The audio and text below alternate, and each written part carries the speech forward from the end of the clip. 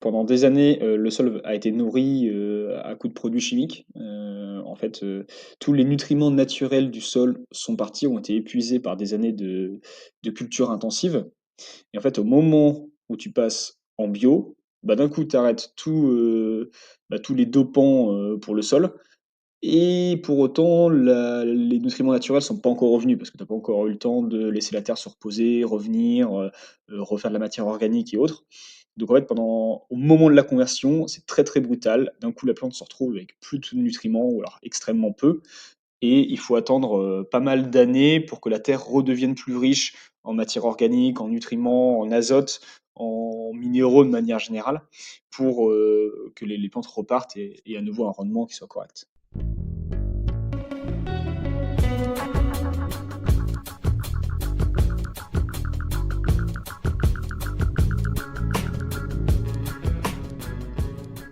Bienvenue sur Oser, le podcast de l'engagement pour un monde durable.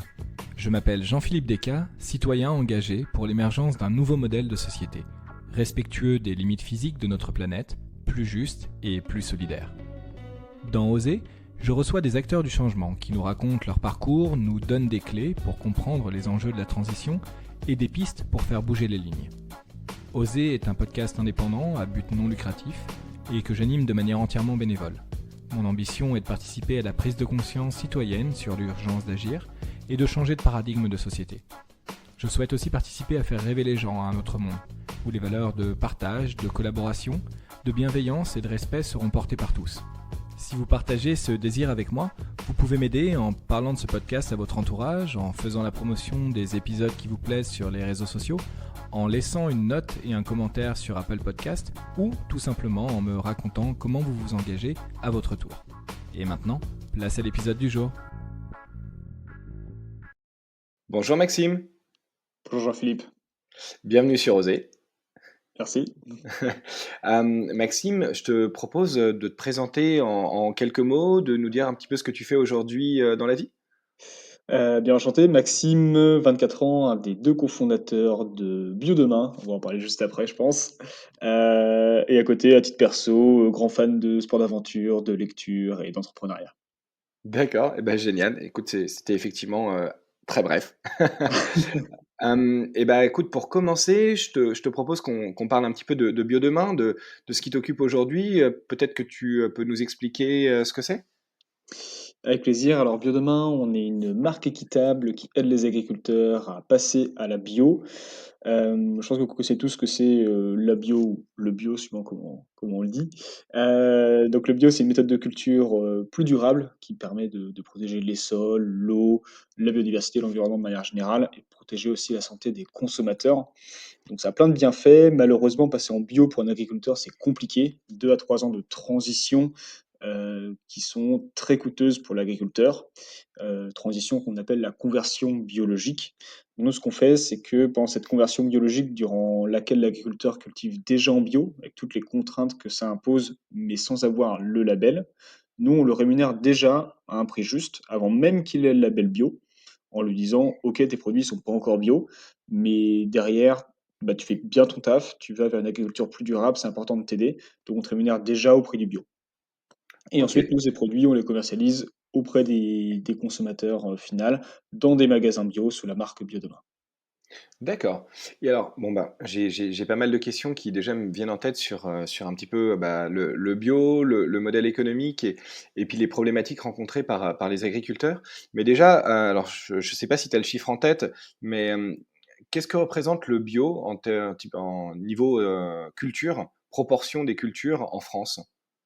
Ça va dépendre des régions. Tu as des régions où on est très avancé, à plus de 20 des cultures qui sont cultivées en bio et des régions à l'inverse, par exemple, les Hauts-de-France, où on est à peu près à 2. Alors la moyenne nationale, je crois qu'elle est alors je sais pas le dernier chiffre, mais elle doit être à 8-9 de la surface agricole utile qui est cultivée en bio. Ok. Et ces cultures, c'est principalement quoi? C'est principalement de la céréale, des légumes, des fruits? En France, on est relativement bon sur toute la partie maraîchage.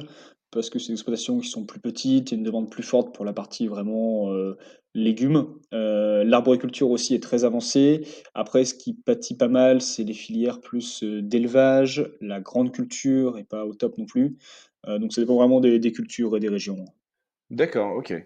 Et alors tu disais, c'est difficile pour un agriculteur de passer en bio. Je pense qu'effectivement, enfin, surtout les gens habitués du podcast ont une petite idée de pourquoi est-ce que le bio est important à la fois pour la santé et pour les sols. Alors sans forcément, revenir là-dessus, en fait, peut-être aller directement sur le sujet de, quelle est la démarche, pour un agriculteur, en fait, pour passer en bio? Mmh.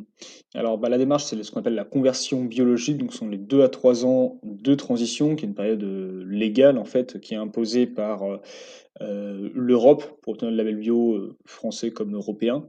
Donc pendant ces 3 ans, l'agriculteur, il doit déjà cultiver en bio, donc avec toutes les contraintes que ça impose. Donc il va avoir des chutes de rendement, il va avoir des investissements, il va avoir une hausse du coût de la matière première, hausse du coût de la main-d'œuvre et pour autant, pendant ces 3 ans, il n'a pas encore le droit au label bio. L'idée, c'est de pouvoir, épurer les sols, s'assurer qu'il n'y a plus du tout de produits chimiques qui restent dans les sols, dans les plantes.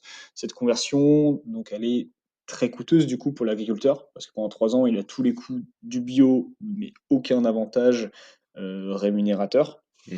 et donc c'est cette transition-là qui est complexe.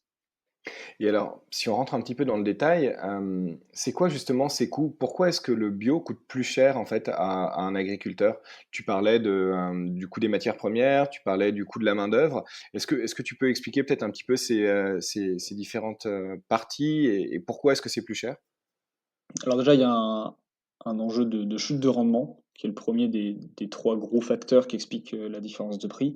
Donc la chute de rendement, elle est quand même assez importante. Au moment brut du passage, du conventionnel au bio, il peut y avoir une chute jusqu'à -40, -50 sur une même parcelle, en termes de production.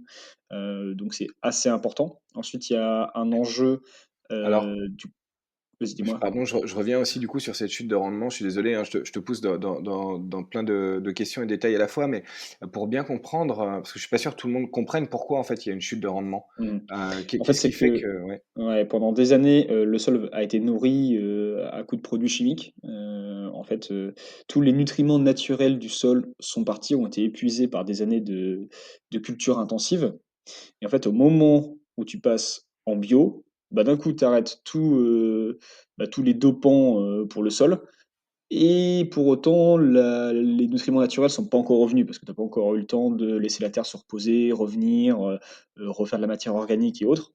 Donc en fait, au moment de la conversion, c'est très, très brutal. D'un coup, la plante se retrouve avec plus de nutriments ou alors extrêmement peu et il faut attendre, pas mal d'années pour que la terre redevienne plus riche en matière organique, en nutriments, en azote, en minéraux de manière générale pour, que les plantes repartent et à nouveau un rendement qui soit correct. D'accord, donc c'est un peu comme si quelqu'un, qui prenait des médicaments depuis des années et qui avait détruit toute sa flore intestinale, a stoppé du jour au lendemain et était finalement susceptible d'attraper, n'importe quel, petit, virus qui passe par là.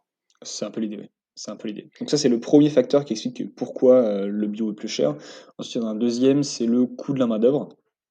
C'est pas que les agriculteurs se payent mieux, mais c'est qu'ils passent en moyenne 50 plus de temps, sur une même parcelle pour cultiver le même produit. Donc forcément, plus il passe de temps, plus il doit se rémunérer beaucoup par rapport au nombre d'hectares. Mmh. Et donc plus forcément la matière derrière, va coûter cher. Donc ce qui est bien, c'est que le bio du coup crée de l'emploi. Mmh. Ce qui est moins bien, bah, on va dire pour le consommateur, c'est effectivement le prix que ça répercute sur le produit final. Et alors pourquoi est-ce que en fait il doit passer plus de temps? C'est parce que c'est lié à la baisse des rendements? C'est lié à quoi? Moi, je prends un exemple tout simple, qui est très caricatural, mais là où d'habitude, tu arrives avec, ta grosse machine, tu asperges de produits chimiques, pour enlever les mauvaises herbes, là tu dois passer, mauvaise herbe par mauvaise herbe, arracher à la main. Donc ça, c'est un D'accord. exemple de caricatural, hein, mais exemple Ouais, de ouais. pourquoi est-ce que tu passes plus de temps en bio? C'est que tu utilises moins de produits, tu utilises globalement moins de machines, et derrière, du coup, tu as forcément plus de travail manuel. D'accord, alors ça, c'est aussi une question que je voulais comprendre, c'est pourquoi tu utilises moins de machines, dans le bio? Alors je comprends bien pour les produits, hein, enfin ou alors peut-être d'autres produits qui, sont plus difficiles à utiliser. Mais pourquoi moins de machines? Est-ce que ça fait partie des critères du bio aussi? C'est pas un critère, là, c'est plus une généralité de l'agriculture biologique, mais là, enfin, c'est un débat annexe, mais d'où le bio ou la bio que je disais au début, c'est que tu as le bio, le cahier des charges bio et la bio, la philosophie bio. Donc Ah après là, OK, c'est un débat qui est assez présent dans le secteur, sur, qu'est-ce que vraiment la bio? Est-ce que tu t'arrêtes au cahier des charges? Est-ce que tu vas plus loin? Mais du coup, la généralité est qu'effectivement, il y a une moindre utilisation des machines, même si le cahier des charges ne, le stipule pas du tout, hein. En bio, tu as officiellement le droit d'utiliser autant que tu veux tes machines, voire même plus que le conventionnel, tu t'en fiches. Enfin, tu as pas de critères là-dessus. d'accord. Les seuls critères, que tu vas avoir, c'est notamment sur, l'utilisation des produits chimiques, qui, on va dire, un des principaux critères, mais après tu es assez Mmh. libre de faire ce que tu veux. Voire même ça arrive que des agriculteurs, aient plus d'utilisation de machines parce qu'ils vont pas utiliser de produits chimiques et du coup ils vont faire par exemple, ils vont racler la surface de la terre pour enlever les mauvaises herbes et Mmh donc mh. ils vont faire plusieurs passages machines, mais pas du coup de dépôt de produits chimiques là où normalement tu arrives, gros coup de produits chimiques, OK. tout. Là, ils vont faire plus 2, 3, 4 passages de machines pour, arracher les mauvaises herbes de manière plus naturelle. Donc c'est D'accord, OK. mieux pour l'environnement, mais dans ces cas-là, tu peux parfois utiliser plus la machine.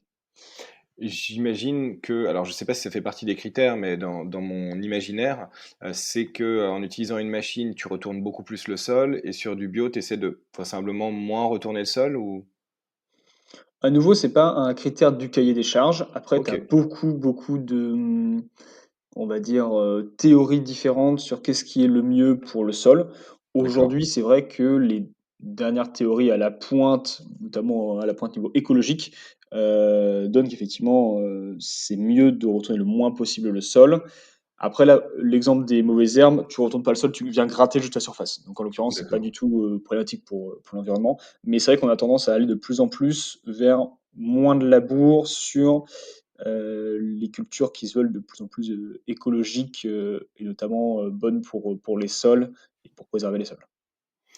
Et alors du coup, bah, pardon, bah, je te laisse continuer maintenant. Donc, tu nous as dit c'est les rendements, le plus de travail en fait, donc Tout à fait. Plus de travail, la dernière chose, c'est le coût des je j'appelle ça selon matières premières agricoles, mais dedans, je parle des semences, des produits organiques, que tu vas mettre sur les sols. Hem, Dedans, les semences bio, par exemple, coûtent beaucoup plus cher que les semences, conventionnelles. Et là, à nouveau, il y a ce que le cahier des charges impose, donc vraiment le côté semences bio qui coûte déjà plus cher. Et après, souvent, les agriculteurs bio, qui souvent, ça peut être une généralité, enfin, c'est pas du tout obligatoire, mais utilisent beaucoup de semences, de variétés anciennes ou plus mmh, rares, qui elles vont coûter d'autant plus cher, qui sont plus résistantes, naturellement, ce qui est top et ça va dans le bon sens, qui sont souvent plus goûtues, de meilleure qualité, mais qui coûtent aussi plus cher. Et après, tu as tout le côté, produits ce qu'on appelle, produits organiques. Donc, tu as les produits chimiques de synthèse qui sont donc mmh. interdits en bio. Tu as pas le droit d'avoir des produits chimiques, fabriqués en laboratoire, qui sont polluants, qui détruisent, la Ouais. nature et autres. Mais tu as le droit aux produits organiques, donc qui sont faits, à base de matières organiques et qui, eux, sont, pas néfastes pour l'environnement, pour l'eau, pour la biodiversité. Et donc ces produits-là coûtent forcément plus cher. Et l'agriculteur en utilise quand même, parce qu'il y a des choses sur lesquelles tu dois forcément traiter, d'une manière ou d'une autre les maladies, les problèmes que tes plantes peuvent avoir. Et donc ça a un certain coût et qui est plus cher que le conventionnel au litre de produit. Après à nouveau, là, ça dépend des agriculteurs, il y en a qui en utilisent beaucoup, d'autres moins. Donc on peut pas faire une généralité, globale, mais ces produits-là, au litre, coûtent plus cher qu'en conventionnel. Alors encore une fois, je suis désolé, hein, je j'essaie de rentrer un petit peu dans le détail pour bien comprendre. On parle de certains produits, c'est ça? Tu parlais des produits notamment pour empêcher certaines maladies et ou protéger, ces cultures, et pas forcément en fait, on va dire des intrants ou de l'engrais directement qui, bah, quelque part dans l'imaginaire un peu collectif, les gens peuvent se dire: «Bah, c'est quand même assez bizarre de se dire qu'un engrais naturel coûte plus cher, qu'un engrais, synthétique». Mmh. Mais alors, bah, c'est peut-être le cas, mais Ouais, ça coûte forcément plus cher. Enfin, ce qu'il faut se dire derrière, c'est que si jamais ça coûtait moins cher, tout le monde le ferait.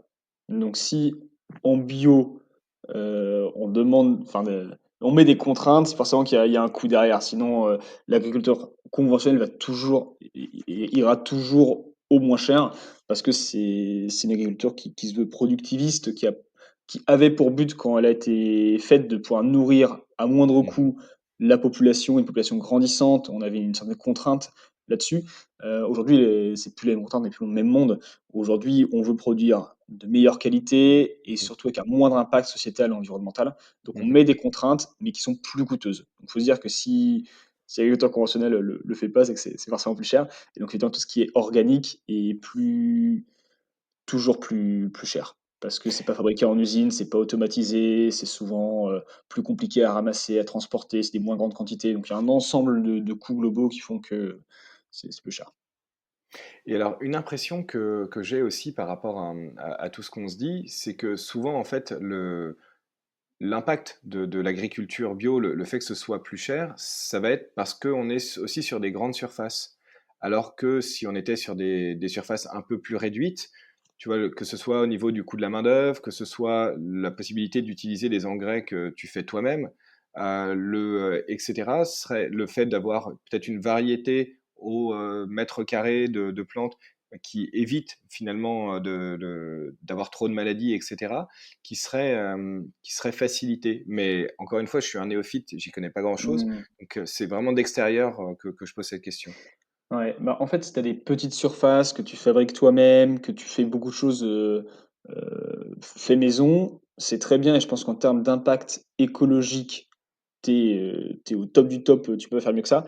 Mais par contre, en fait, il faut se dire que l'agriculteur, finalement, c'est une personne et chaque heure qu'elle passe doit être rémunérée et donc si Mhm. tu fais toi-même, tu es pas le meilleur, tu es pas le plus productif à faire, ton propre engrais. Si tu as une petite surface, tu vas pas être le plus optimisé parce que, par exemple, ton tracteur va faire de demi-tour, tu as une petite surface Mhm. donc si tu as qu'un petit peu de tomates, bah, tu vas changer d'outil pour passer à tes courgettes juste après et rechanger de tour pour passer à tes carottes et en fait, tu perds beaucoup de temps, sur ces changements-là et en fait, si tu perds beaucoup de temps, forcément, bah, entre guillemets, c'est de l'argent quelque part qui est perdu et donc forcément, c'est un coût qui se répercute sur le consommateur. Donc les petites surfaces sont au contraire globalement plus coûteuses que les grandes surfaces, en termes agricoles. Après, c'est globalement les agriculteurs qui sont plus ou moins optimisés, plus ou moins efficaces, mais c'est vrai que faire soi-même tout est pas forcément, ce qui revient le moins cher. D'accord. Et Et d'ailleurs, c'est le même problème pour, les circuits courts qu'on vante, énormément. Il y a beaucoup d'agriculteurs qui en font finalement assez peu parce que ça leur prend énormément de temps, alors qu'ils ont Mhm. mieux fait finalement de tout vendre à un acteur, un peu plus gros, qui peut leur, écouler pas mal de volume parce que c'est tout simple pour eux, ça ne demande pas beaucoup de temps et du coup, ils ont pas à se rémunérer ce temps-là, et finalement, c'est plus rentable pour eux. Alors maintenant, si on en vient un peu à comment est-ce que toi tu les accompagnes avec Bio Demain, c'est vraiment s'attaquer à la problématique de ce passage en fait au bio, et c'est-à-dire ces 3 ans où on va vivre à tout ça, cette augmentation des coûts et l'impossibilité, de par le cahier des charges du bio, parce qu'on n'est pas encore certifié, de pouvoir vendre à un prix, on va dire, plus élevé. Effectivement, c'est ça. Nous, on est vraiment spécialistes de la conversion, on les accompagne du début à la fin de cette conversion. Avec un credo qui est simple, c'est que nous, on est convaincus que c'est pas à l'agriculteur seul de faire toutes ces démarches, que l'impact sociétal et environnemental qu'il a en passant à la bio impacte finalement, pas uniquement lui, mais aussi toute la société et donc c'est important que toute cette société se mobilise pour les accompagner et donc c'est vraiment notre rôle, c'est faire en sorte que chaque citoyen puisse, à son échelle, avoir un impact très concret, en aidant l'agriculteur à passer au bio via l'achat d'un bon produit du quotidien. Et du coup, comment ça se passe en fait? C'est, au niveau des agriculteurs avec lesquels vous travaillez, c'est, vous achetez tout leur volume à un prix défini qui est X plus cher que ce qu'ils pouvaient vendre avant en traditionnel? Comment ça se passe? Ouais, donc nous, on est en moyenne à 80 plus cher que le conventionnel, avec des grandes variétés là-dedans. C'est-à-dire qu'il y a des produits sur lesquels il n'y a pas une grande différence entre le conventionnel et le bio. Dans ce cas-là, finalement, c'est des petits pourcentages, mais qui comptent quand même. Et des produits, au contraire, là, on fait près du double de ce qui est fait en conventionnel. Nous, l'idée, en tout cas, c'est qu'on part toujours d'une donnée très simple. C'est qu'on va voir l'agriculteur et on lui demande de quoi tu as besoin pour bien vivre pendant ta conversion, quelle rémunération tu as besoin, et c'est de là qu'on part pour tout construire. Et après, en termes de quantité d'achat, ça dépend vraiment de nos produits et des agriculteurs. C'est-à-dire qu'on a des produits, par exemple, le jus de pomme et le jus de poire, qui chez nous fonctionnent très bien, donc on écoule des gros volumes. Donc là, on peut D'accord. accompagner enfin, acheter tout le volume de plusieurs agriculteurs. Et Mmh. de l'autre côté, par contre, on a des produits où c'est des petits volumes pour nous, exemple les lentilles, le pois chiche, où là, on est peut-être sur 10% de la production de trois 4 agriculteurs, où du coup, ça leur fait du bien, mais sur une partie de l'exploitation. Voilà. Sachant que D'accord, des fois, l'agriculteur a toute l'exploitation en conversion, des fois seulement une partie des terres. Donc, on a énormément de d'accord. cas de figure différents. Mais en tout cas, ce qui est sûr, c'est que notre credo, il est vraiment sur la rémunération plus juste. Et au plus on peut accompagner l'agriculteur, au plus on peut lui faire du volume, au mieux c'est, évidemment. D'accord, OK. Et quand tu parles de rémunération, on parle de prix de vente, pas du revenu mensuel que l'agriculteur va lui, toucher. C'est comme tu disais, ça c'est la différence avec le volume et ce qui explique que parfois tu peux le faire par rapport aux volumes qui sont vendus et parfois d'autres cas de figure, soit, bah, c'est pas possible parce qu'il a une plus petite partie de toute sa production qui est en conversion et cetera. En fait, il faut voir l'exploitation agricole comme une entreprise, finalement. Le salaire de l'agriculteur, c'est une des charges, on va dire, de l'exploitation. Et nous, ce qu'on fait, c'est qu'on vient en fait augmenter le taux de marge et le chiffre d'affaires de l'exploitation. Par exemple, là où normalement avec son hectare de pommier, il gagnait 10 000 euros, nous, on Mmh. va le faire gagner à peu près 18 000 euros. Ce qui lui permet en fait d'avoir 8 000 euros en plus, alors qu'il passe le même temps. Et donc, c'est 8 000 euros qui peuvent aller directement dans sa poche ou dans les coûts que lui imposait la conversion. Donc, c'est vraiment là OK. qu'on intervient en venant lui apporter un surplus de marge et de chiffre d'affaires qui lui permet de mieux se rémunérer. OK. Ouais, si on parle un peu de toi maintenant et de comment est-ce que tu en es venu à lancer, Bio Demain, pourquoi? Est-ce que c'était la problématique du bio te parle personnellement depuis longtemps? Est-ce que c'est l'urgence écologique qui fait que? Comment ça t'est venu? Il y a beaucoup de facteurs qui nous ont amenés avec Stéphane, mon associé, à lancer Bio Demain. Déjà, donc, nous, on est amis d'école. C'est bien, on s'est connus en études. On est tous les deux très écolo, très engagé à titre, perso, et ça faisait quelques années qu'on avait l'envie de créer une entreprise qui pouvait avoir du sens et qui pouvait positivement impacter, tant l'environnement que la société. On veut créer quelque chose de bien sur tous abords et être un peu irréprochable, c'est tout ce qu'on fait. Donc il y avait cette envie-là profonde et je crois en 4e année d'études, donc 1 an avant de sortir, j'ai mon grand-oncle André qui était agriculteur en Bretagne qui a, voulu passer en bio. Nous, c'était déjà un type d'agriculture, qu'on appréciait beaucoup, on était déjà très sensible à ça. Malheureusement, bah, il s'est heurté à la conversion. Il a passé 2 ans de galère avec une grosse pression financière. Il n'a pas eu le soutien des banques et il s'est retrouvé à devoir arrêter. Il a revendu la ferme, il s'est reconverti. Et à ce moment-là, avec Stéphane, on s'est dit, mais attends, mais comment c'est possible dans le contexte écologique actuel où on a quand même, enfin, je pense que bon, tu le sais, tes auditeurs aussi, mais on a des gros soucis écologiques, on n'est pas prêt de s'en sortir. Comment est-ce que c'est possible que des agriculteurs qui veulent faire le bien puissent se retrouver dans cette situation-là?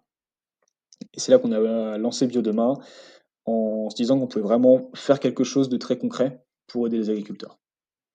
Et alors, justement, du coup, excuse-moi, je rembobine un petit peu, et on reviendra un peu à toi, comment tu t'es lancé après, mais parce que c'est vrai c'est un point essentiel, je pense, dont on n'a pas parlé, qui est la difficulté, en fait, pour les agriculteurs de se lancer. Au-delà, en fait, les revenus espérés pendant ces 3 ans, qui sont moindres par rapport aux charges qui augmentent, j'imagine que aussi le poids de la dette ou de certains achats industriels ou d'engagement, par exemple, sur certains fournisseurs, peuvent aussi être un frein. Il y a beaucoup de freins autres que le frein financier. Le frein financier, c'est un des 2 plus gros freins, le deuxième étant le frein psychologique, de se dire, enfin, faut quand même se dire que l'agriculteur a dû cultiver pendant des années et on l'a incité à cultiver d'une manière, enfin, de la manière conventionnelle et qu'on lui a mis la pression pour qu'il augmente ses rendements. On l'a mis dans la mentalité d'augmenter ses rendements, en continu et que c'était l'objectif principal, d'augmenter les rendements et de faire toujours plus, à toujours moins cher. Là, il faut qu'ils changent complètement de paradigme et qu'ils se disent: «Bon, finalement, j'ai fait de la merde pendant, X années. Tout le monde m'a dit de Mmh. faire ça et me dit toujours de faire ça, mais finalement, c'est pas ce qu'il faut que je fasse. Donc je dois changer mes méthodes, je dois apprendre de nouvelles méthodes, je dois complètement, voilà, tout repenser. Et donc ça, c'est un très gros frein. Et ensuite, effectivement, tu as un ensemble, de freins qui peuvent aussi venir sur, voilà, on doit changer les fournisseurs, on a des engagements, on doit, changer notre circuit de distribution. Et ça, c'est aussi un ensemble de freins qui fait que, voilà, faut le vouloir pour passer en bio. C'est vrai, c'est marrant ce que tu dis parce que c'est vrai que très souvent on pense que le frein financier est souvent le frein numéro un. Mais comme tu le dis là, le frein psychologique par rapport aux reconversions et aux gens qui ont sauté le pas pour s'engager, que j'ai pu interviewer dans Oser, je me rends compte aussi que le frein psychologique est le frein numéro un en fait. De Mmh. ton entourage, de ton bagage culturel, social, de ce qu'on t'a mis dans la tête sur ce que devait être le monde, et puis le fait d'accepter, comme tu dis, de dire, ok, donc en fait, bon, c'était pas vraiment de ma faute, mais j'étais dans une mauvaise voie, entre guillemets, ou une voie qui nous amène dans le mur pendant tant d'années. Et c'est beaucoup plus difficile de revenir là-dessus par rapport à ça. Du coup, il faudrait presque faire suivre les agriculteurs, tout comme les diplômés de grande école, par des psys ou avoir un accompagnement à ce niveau-là pour aider à la transition. Il faudrait, mais pourtant c'est un métier qui est pas du tout accompagné. Les agriculteurs sont globalement très seuls, hein. Malgré, il y a des structures qui font un travail incroyable et on peut que les remercier de faire ça, structures étatiques comme structures associatives, mais c'est vrai qu'ils sont très, très isolés et pire que ça, c'est que, il y a beaucoup, ce qu'on appelle de l'agri-bashing, surtout en ce moment, les agriculteurs se font quand même, pas mal incendier pour, tout et n'importe quoi, et ils sont pas très respectés alors que de leur point de vue, c'est eux qui nourrissent la France, ils se payent que dalle pour, justement, faire tout ça. Aujourd'hui, pour certains agriculteurs, ils se considèrent comme des assistés parce que, la rémunération directe de leurs produits ne permet pas de couvrir leurs charges et c'est Mhm. toutes les subventions perçues via notamment la PAC, qui leur permet de vivre. Et pour eux, c'est extrêmement dur, psychologiquement. Donc c'est vrai qu'on a voilà, c'est un autre débat, mais on a un gros problème de société par rapport à la Mhm. production agricole et le modèle dans lequel on est rentré est quand même assez malsain. Et c'est vrai que le la difficulté du changement, comme tu dis, il y a un besoin de suivi, qui est énorme. Alors, du coup, vu qu'on a un petit peu abordé le sujet, je te pose quand même la question parce que de ce que je comprends et de ce que, encore une fois, mon analyse de néophyte, hein, je le reprécise, c'est que oui, on a un modèle de la PAC qui pousse toujours vers, en fait, cette culture du rendement, de l'agrandissement, d'avoir toujours plus d'hectares à cultiver, de l'automatisation, etc. Et qui est en fait ce qui permet aux agriculteurs de vivre. Donc, s'en séparer, ne pas aller dans ce sens-là, c'est se couper une jambe. Et en même temps, c'est ce qui va à contre-courant de ce qu'il faudrait faire pour des pratiques écologiques vertueuses. Mmh. Donc la PAC, juste pour repréciser pour les auditeurs, je ne sais pas s'ils connaissent, c'est la politique agricole, commune.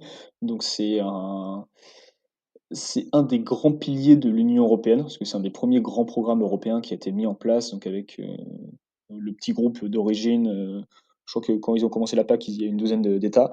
Donc la PAC, c'est, le moyen qu'a trouvé l'Europe pour influencer, la manière dont les agriculteurs cultivent via, des subventions. Donc en fait, la PAC va dire: «Bon, si tu fais ça, je te donne X milliers d'euros».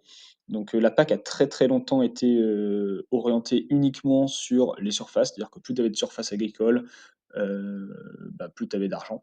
Donc, ça allait vers des c'est pour ça que les exploitations agricoles en Europe, sont devenues de plus en plus grosses, très rapidement. Il y a eu beaucoup de rachats, beaucoup de concentration. On a eu une évolution de la PAC, notamment, la dernière PAC, il y a 5 ans, si je dis pas de bêtises, qui était meilleur, qui allait c'était pas génial non plus, mais c'est dans le bon sens. On rémunérait notamment mieux, l'agriculture bio. Il y a eu des efforts de fait de sur, différentes, normes écologiques et sociales qui étaient assez intéressantes. C'était pas encore génial, mais c'était un début. C'était, finalement quand on reprend je crois que c'était 2016 ou 2017 la dernière PAC, c'était pas si mal pour l'époque, parce qu'on n'était pas du tout aussi orienté écologique qu'aujourd'hui.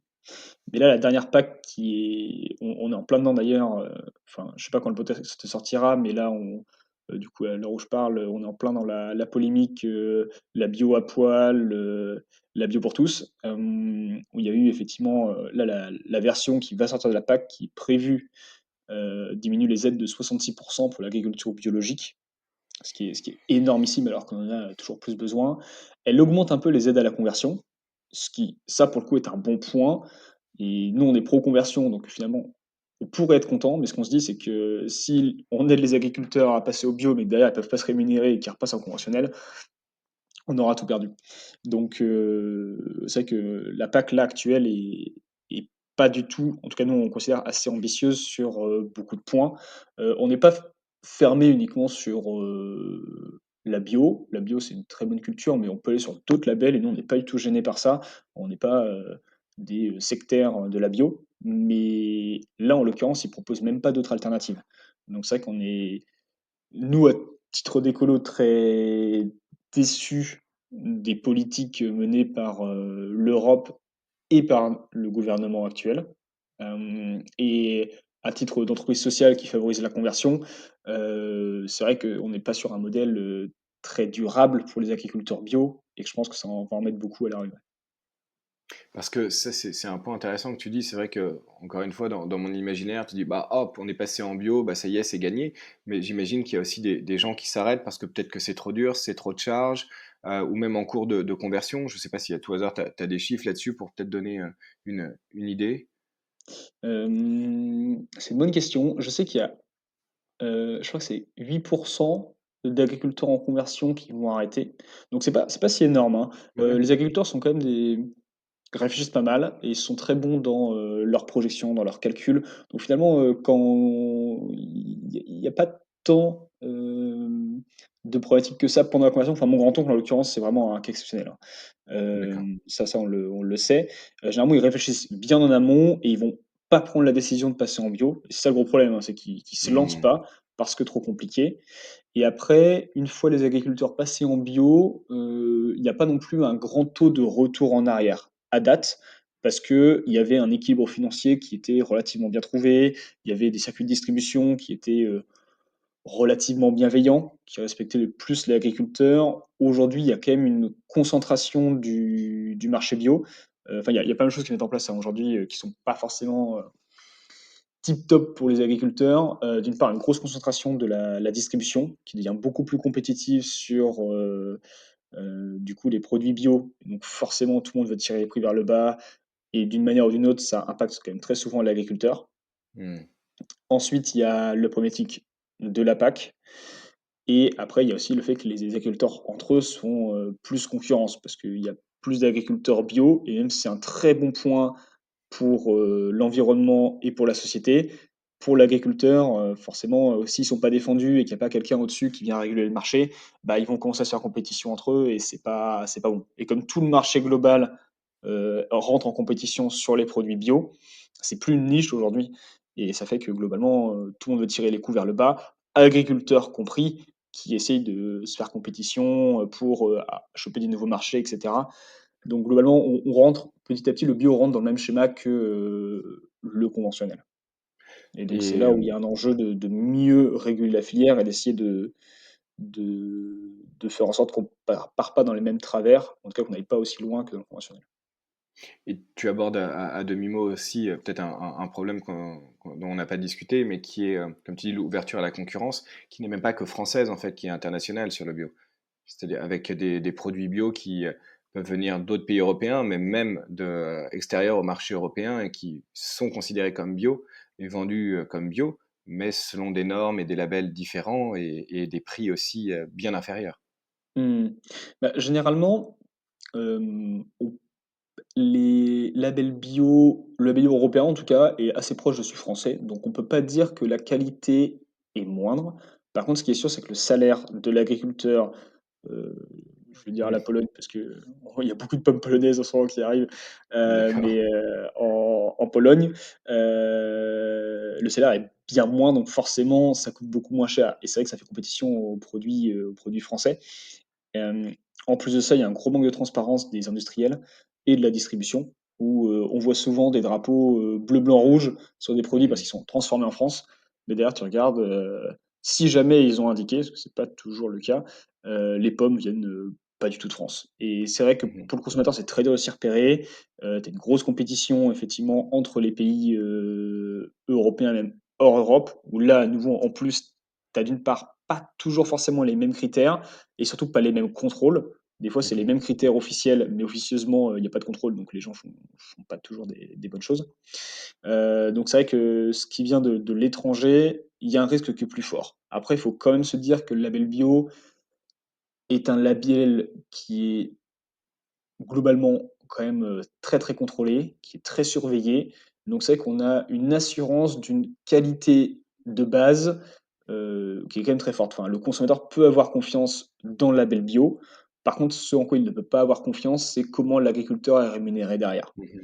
Ça, il doit faire confiance à la marque, il doit faire confiance à un label X ou Y qui peut être présent sur le pack, mais ça, c'est pas toujours fiable et donc ça, c'est le gros problème aujourd'hui, enfin, je trouve personnellement, de l'agriculture bio, c'est qu'on est sûr que derrière, il y a certains critères, écologiques qui sont respectés, écologiques et sanitaires, ça c'est un ensemble, mais par contre, tu es sûr de rien au niveau de la rémunération du producteur, au niveau de l'origine. Tu peux juste faire confiance à des marques, à des labels et tu as Mmh. des très belles marques, hein, dans la distribution bio, qui font des superbes choses et qui vont bien, bien au-delà du label et d'autres à l'inverse, où c'est des industriels, purs et durs, qui sont juste venus sur le marché parce que, il y avait des sous à se faire et Mmh. qui, s'engraissent sur le dos des agris et des consommateurs. Et alors peut-être un dernier point là-dessus aussi, c'est potentiellement plus dur aussi, d'avoir une traçabilité sur, la qualité du produit bio, d'où il vient et le label réel qu'il y a derrière quand ce sont des produits très transformés. Je pense à ça parce que j'ai vécu au Vietnam pendant 3 ans et j'ai un peu bossé sur, l'agriculture biologique et les différents labels là-bas.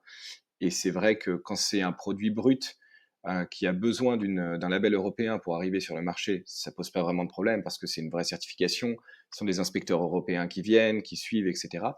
En revanche, quand c'est un label local qui, très concrètement, se paye, hein, d'un billet de main à la main, tout simplement, et qui est sur un produit de base qui va servir à être transformé, par exemple, pour faire des gâteaux ou autre, là, c'est hyper difficile et c'est vrai que tu peux te retrouver avec, une marque française qui te dit j'ai acheté mes fruits du dragon bio au Vietnam pour faire mes gâteaux aux fruits du dragon, alors que non, enfin, au final, c'est très difficile d'avoir la traçabilité là-dessus.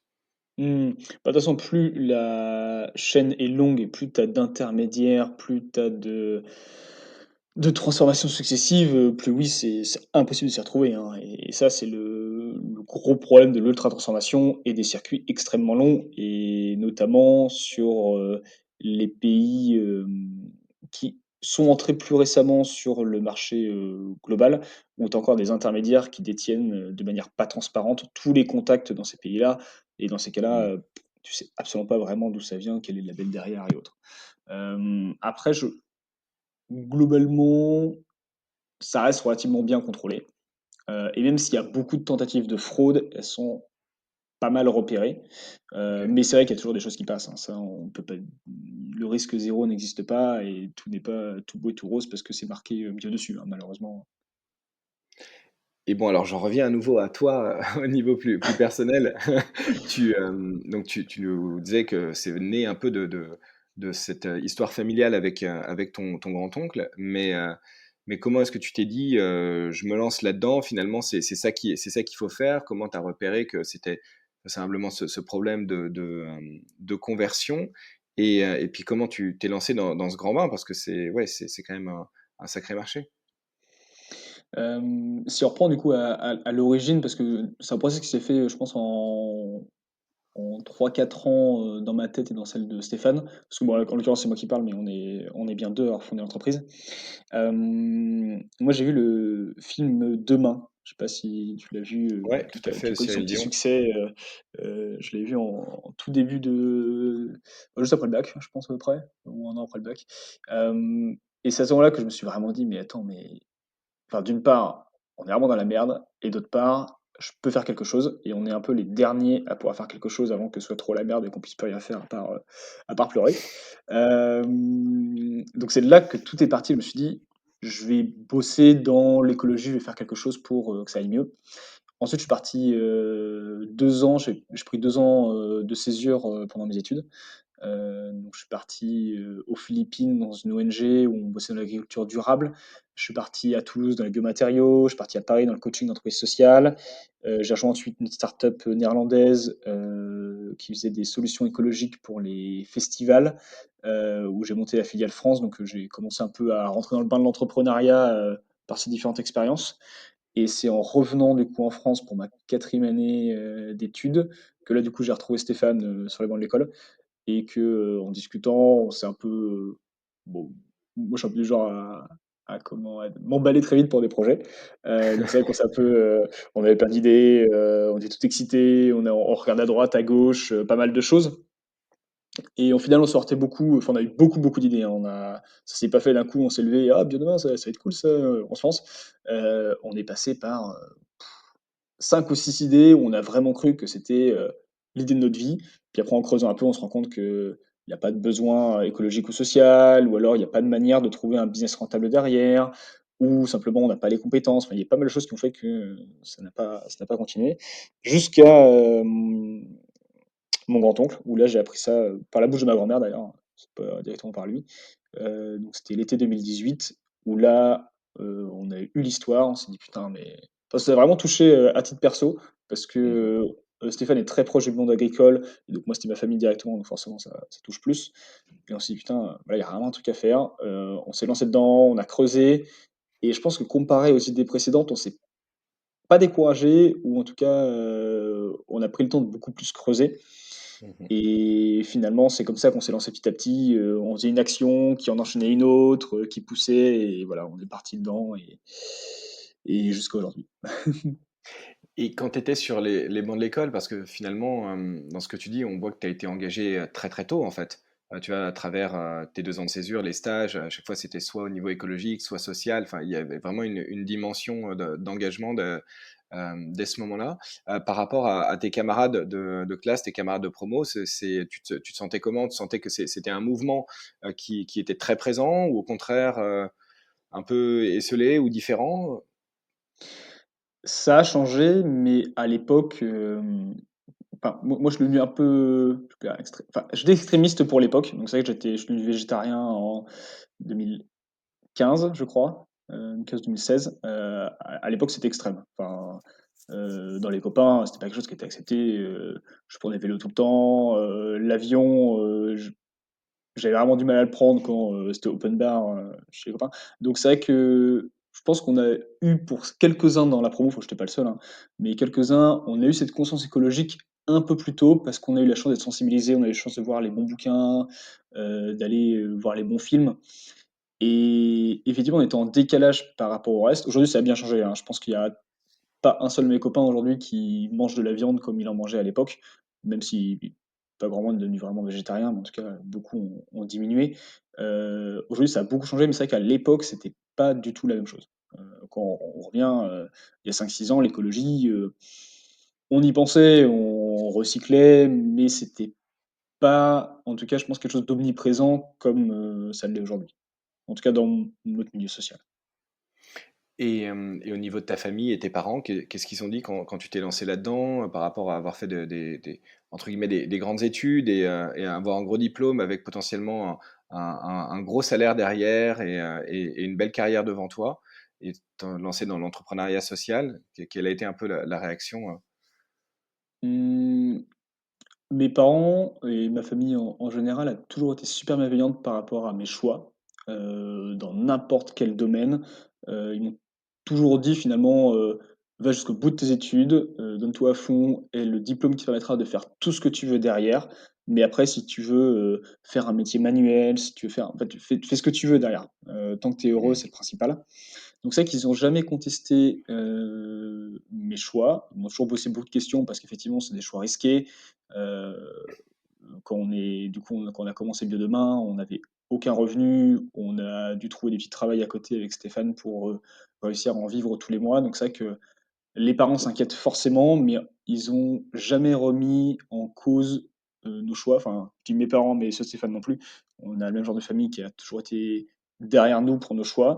Mais forcément à questionner, à se demander: «Vous êtes sûrs les gars? Est-ce que c'est le bon choix? Là, vous allez faire un gros emprunt sur, vos têtes à personnelles. Est-ce que c'est la bonne chose?» Donc c'est vrai qu'il y avait cette crainte, de l'entrepreneuriat et même aujourd'hui encore, hein, je pense pas que mes parents sont rassurés quand ils savent, ce que je fais au jour le jour. Mais on a eu cette bienveillance parce qu'aussi je pense qu'on est sur un secteur et sur, une entreprise qui fait le bien et je pense que tout le monde, a envie de nous soutenir d'une manière ou d'une autre. Enfin, c'est rare les gens qui me disent, Mmh. «Gros, ça sert à rien ce que tu fais, pourquoi tu fais ça? Enfin arrête». Non, globalement, tout le monde perçoit le bien qu'on fait autour de nous et du coup c'est vrai qu'on est très soutenus, globalement. Et et tu disais, ouais, tu as dû prendre un emprunt. Avant, tu avais fait des petits travaux à côté, enfin, tu as trouvé un travail à côté. Vous avez fait quoi comme, comme petit boulot? Du coup, enfin, on a arrêté il y a pas longtemps, hein, parce que ça date de mars, la dernière fois qu'on a bossé à côté. Donc nous, on se rémunère, on est au SMIC depuis, à peu près le début d'année. Et en petit boulot, moi j'ai bossé du coup pendant encore un bon moment chez Cartent, donc l'entreprise néerlandaise, où OK. je montais du coup la filiale France. Donc j'ai continué ça pendant 1 an. Ensuite, on a eu le même job avec Steph parce qu'on était indépendant, on faisait du conseil pour différentes boîtes sur, de l'innovation. Donc on a pu travailler pour des startups, des grosses boîtes sur des sujets d'innovation, notamment écologique, mais pas que. On allait sur des choses aussi assez tech, parce que c'est notre formation de départ. Donc on a eu la chance d'avoir les bons filons et ça pour le coup, on parlait de difficultés pour changer tout à l'heure.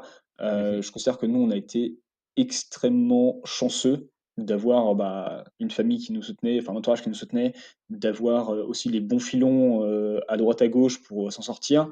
On n'a pas chômé et c'est vrai que ça n'a pas toujours été facile, sur un niveau perso, mais je pense qu'on a quand même eu énormément de chance et la France offre énormément d'opportunités, de possibilités pour ceux qui veulent, se lancer. Bah, je te pose la question parce que très souvent, en fait, les gens qui opèrent une reconversion et qui étaient, bah, bien souvent salariés avant, négocient une rupture conventionnelle et du coup, ont 2 ans de chômage pour, justement voir venir, se lancer, réfléchir au moins, juste prendre le temps. C'est vrai que toi, tu sortais un petit peu de tes études, parce que tu es beaucoup plus jeune que les gens que j'interroge, de manière générale qui ont, on va dire, plus entre 35 et 50 ans et qui ont déjà eu 10-15 ans de carrière derrière eux. Et c'est vrai que c'est intéressant de savoir comment est-ce que tu peux, finalement, vivre en même temps et trouver une solution pour pallier ce manque d'accompagnement, on va dire, enfin, de l'État, même si je sais pas si on peut appeler ça un manque, mais le fait de ne pas avoir des revenus, type, Pôle emploi, quoi. Mmh. Effectivement, on n'a pas eu de chômage, on n'a pas eu d'aide particulière. Après, je pense qu'on n'avait pas les mêmes, contraintes que quelqu'un qui a 35-50 ans. Enfin, je veux dire, on n'a pas d'emprunt, on vivait, et d'ailleurs on vit toujours comme des étudiants, on fait pas beaucoup de restos et pas tant de bars que ça, enfin surtout en ce moment. Mais globalement, je pense que effectivement, c'est pas évident et tu as beaucoup plus de contraintes, tu es dans le rush, tout le temps. Chaque jour, tu penses un peu à celui d'après en disant: «Ouh là, comment je vais faire? C'est quoi la suite?» On n'avait aucun fonds à mettre dans la boîte au départ. Enfin, on a un capital social nous de 400 €, c'est pas énorme. Mais ça nous a permis d'acheter les premiers produits quand on faisait les marchés, au tout début. Donc c'est vrai qu'on l'a joué différemment.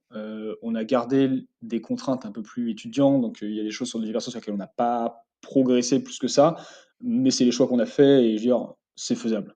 C'est faisable. C'est plus compliqué, tu as plus de contraintes, mais il y a rien qui est infaisable. Et tu parlais tout à l'heure de dire, d'emprunt sur la boîte. Donc si je comprends bien, vous avez financé la boîte par la dette, pas forcément en levant des fonds. Ça, c'est une question qui m'intéresse aussi par rapport à l'entrepreneuriat social, savoir comment est-ce que tu finances, ta boîte? Est-ce que tu passes, côté un peu start-up justement, Startup Nation, on va passer par des fonds à impact, et cetera? Ou est-ce que tu passes plutôt par, des moyens, je veux dire, plus traditionnels et vous, comment est-ce que vous l'avez pensé? Comment est-ce que ça a été, mis en Mmh. place? Ouais, c'était des grands questionnements parce que, bon, nous, on n'y connaissait pas grand-chose. On a commencé, nous, déjà avec, notre argent perso. On est allé chercher, bah, toutes nos économies, on a fait emprunt étudiant, on est allé chercher nous-mêmes de l'argent, via des concours. Donc on a passé beaucoup de temps, c'est pas la meilleure des méthodes, hein, mais on a passé beaucoup de temps à pitcher, à faire les malins Mmh. sur un plateau pour obtenir des petites subventions par-ci par-là. Donc on s'en est tiré comme ça pendant un petit moment. Ensuite, on a fait des gros emprunts à titre perso. On a emprunté, enfin gros emprunts.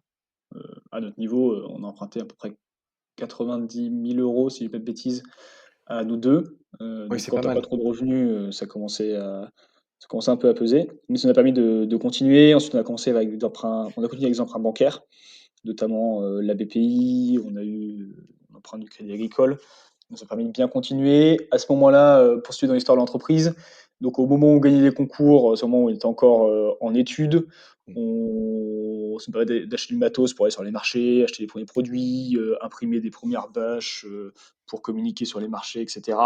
Ensuite, le moment où on a fait nos premiers gros emprunts à titre perso, c'est le moment où on a eu nos premiers employés. Les premiers prêts bancaires, c'est à peu près à ce moment-là aussi. Et ensuite, là, plus récemment, c'était en mars. Donc, on commençait à avoir des contraintes financières parce qu'on avait beaucoup de stocks immobilisés. Donc, finalement, on avait une trésorerie qui était assez basse et on perd toujours de l'argent parce qu'on est vraiment sur un modèle qui doit se lancer, qui tourne bien une fois Mmh. qu'il est lancé, mais qui a besoin de se lancer. Et donc, on a fait le choix de lever des fonds, comme tu disais. Donc, on est rentré dans le monde de la Startup Nation. Donc par des moyens différents, on a fait le choix de ne pas aller voir des fonds qui cherchaient uniquement la rentabilité, mais des fonds qui acceptaient que oui, on ne serait pas la boîte la plus rentable du monde, mais parce qu'avant tout, notre rentabilité, c'était de la rentabilité sociale et environnementale. Mmh. Et donc, on est allé voir des fonds impact, on est allé voir des personnes aussi physiques, monsieur et madame tout le monde, qui ont par leur métier, eu la chance d'avoir un peu d'argent, à investir. Et surtout, notre plus gros investisseur aujourd'hui, c'est une communauté de citoyens. On a 235 citoyens qui sont rentrés au capital via du financement, participatif. Et donc dedans, on a des consommateurs, des agriculteurs, des partenaires X ou Y qui ont mis de l'argent, chez nous. Donc on a fait le choix d'avoir vraiment, beaucoup de parties prenantes différentes dans notre capital. Donc c'est pas le plus simple à mettre en place, mais on a fait le choix de pas avoir, voilà, des fonds qui venaient juste, Mmh. entre guillemets «pour la thune», qui venaient aussi pour le projet qu'il y avait derrière. Et c'est vrai qu'on est très content de ça parce qu'aujourd'hui on a, du coup dans notre capital, on a, 2 de nos salariés, on a 230 citoyens, on a une dizaine de ce qu'on appelle, business angels, donc des personnes qui ont un peu de sous et des compétences à investir. On a un fonds impact qui s'appelle Make Sense, un fonds des Hauts-de-France qui s'appelle Nord France Amorçage, un écosystème d'entreprises sociales qui s'appelle Ulteria. Et je crois que j'ai oublié personne, mais ce qui nous fait en fait un ensemble de parties prenantes qui ont pour le même objectif que nous, qui est avant tout, on fait du business social. Donc, but premier, impact positif. Le moyen, on fait de l'argent, mais c'est pas la priorité. Bah, écoute, on arrive à la fin de cet échange et je voulais savoir si tu avais, des conseils ou un message à faire passer, pour ceux qui voudraient s'engager, ou qui se posent des questions et qui se demandent, comment, par où Bonne question. Bah, déjà un conseil, mais c'est lancez-vous les gars parce que, vous le regretterez pas. Je pense que on peut regretter de ne pas s'être lancé, mais s'être lancé, on peut pas le se dire qu'on n'aurait pas dû. Je pense que dans tous les cas, c'est une aventure personnelle qui est énorme et c'est tellement enrichissant que ça vaut n'importe quel, investissement et engagement. Donc ça, moi, je suis persuadé que faut essayer, faut se lancer si on en a l'envie, profondément et qu'on pense qu'on peut le faire. Après, c'est bien se renseigner, bien discuter avec tout le monde, mais pour autant pas procrastiner. Parce que le gros problème, que je vois chez beaucoup de gens entrepreneurs et même de plus âgés, c'est ce qu'on appelle la masturbation mentale. C'est quand tu passes des heures, des jours, des mois à juste faire un business plan, faire des chiffres et autres, et que finalement, tu fais rien de concret. Et ça, c'est le pire moyen pour t'embourber et finalement jamais aller plus loin. Donc, je conseille vraiment d'aller sur le terrain, rentrer dans l'action rapidement et pour autant rester très à l'écoute et très humble tout ce que d'autres personnes peuvent vous dire et ça, on peut vraiment apprendre de n'importe qui et je sais que nous, on essaie de rester au maximum dans cette philosophie-là, de se dire que n'importe qui peut nous apprendre quelque chose et que, on doit vraiment rester à l'écoute de tout ce qui peut se dire, tant d'entrepreneurs expérimentés que de nos agriculteurs, que de nos employés et que vraiment, c'est tous ensemble qu'on construit quelque chose de bien, quoi. Merci beaucoup Maxime et félicitations vraiment pour Biodemain, pour ce que vous faites. Je vous souhaite bon courage, pour la suite et beaucoup de succès. Merci Jean-Philippe, au plaisir.